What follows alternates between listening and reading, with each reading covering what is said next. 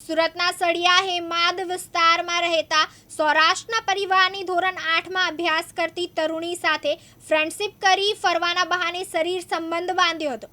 કારમાં outer ring road ઉપર લઈ જઈ 2 થી 3 વખત શરીર સંબંધ બાંધી 3 માસની ગર્ભવતી બનાવી દીધી હતી.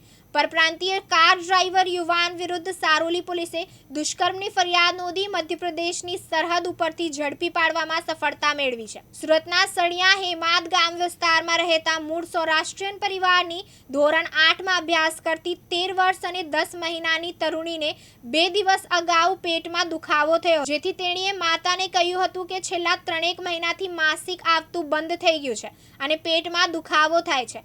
વાત સાંભળીને પુત્રીને માતા સ્મીમેર હોસ્પિટલમાં લઈ ગઈ હતી, જ્યાં ચેકઅપ દરમિયાન ડોક્ટરે તેણીને 3 મહિનાનો ગર્ભ હોવાનું જણાવતા માતા ચોંકી ગઈ હતી.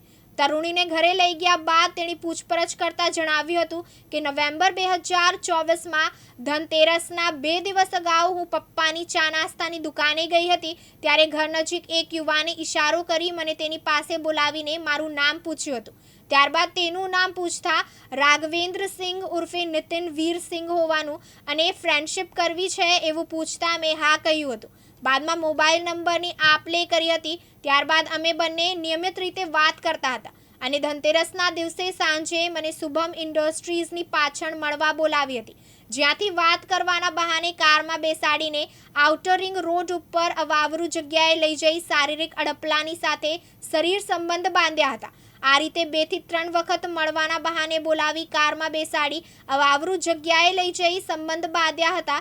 એકવાર દુષ્કર્મ કર્યા બાદ 3 મહિના પહેલા પરત આ રીતે કારમાં ફરવા લઈ જઈ દુષ્કર્મ કર્યું હતું.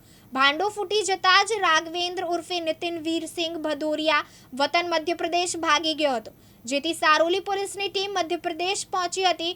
દરમિયાન પોલીસે મધ્યપ્રદેશની સરહદ ઉપરથી રાઘવેન્દ્ર સિંઘ ઉર્ફે નિતિન વીરસિંઘ ભદોરિયાને પકડી પાડ્યો હતો.